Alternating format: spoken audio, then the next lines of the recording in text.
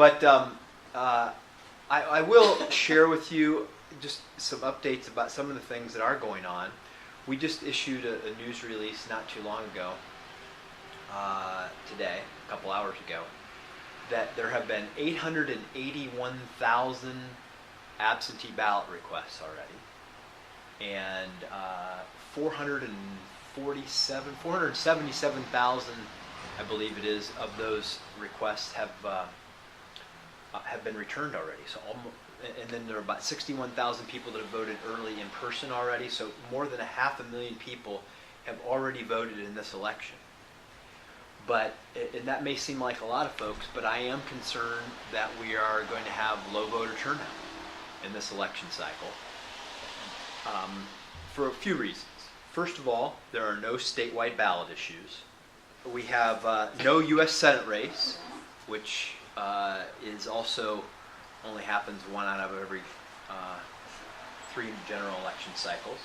And then the gubernatorial race obviously has not been much of a competitive environment due to the troubles that one of the candidates has had. And so there are no real high-profile issues that are really out there generating people's desire to vote. And we're seeing overall, it looks like a depressed voter interest at this point in time, and that worries me a great deal. And I always explain a few stats, and I'll share with you the numbers from the 2013 general election. All right, in 2013 in Ohio, there were 43 races that were decided by one vote or tied in the general election. 43 races decided by one vote or tied. That includes mayoral races, school levies, things like that, things that matter in everybody's life. And all of these races matter because around the state you may say, well, look, this is just a county auditor's race. Well, you know what? That auditor then sometime down the road becomes the state rep.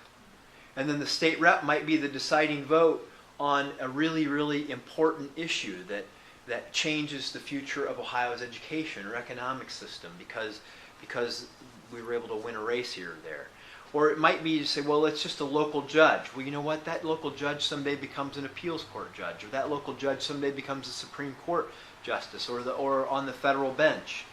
All of these things matter. So for those of you that don't know exactly what the rules are, I know at least some people in this room kind of know what the rules are of the election.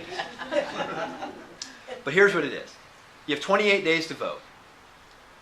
All right? You vote in person at your Board of Elections for 28 days, including the last 2 Saturdays and the last Sunday before the election. Every single voter receives an absentee ballot request. So if you fill that out and send it in, you have 28 days to vote without ever leaving home, 24 hours a day, 7 days a week. And then you have 13 hours on Election Day at any one of over 9,000 precinct locations across the state of Ohio.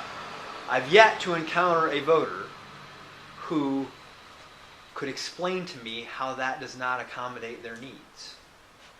I'm still looking for the person who has a legitimate excuse about why that does not accommodate their needs. And understand why the legislature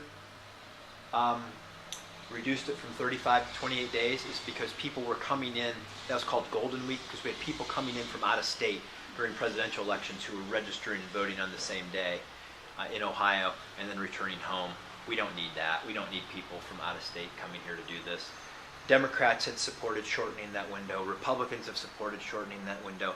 And the voting rules that we're voting under, some would have you believe that this is somehow a Republican plan. It's actually a bipartisan plan, and Jody knows it well. From the Ohio Association of Election Officials, the Democrats and Republicans that make that up came up with this schedule. And Ohio literally is one of the easiest places to vote, in the country.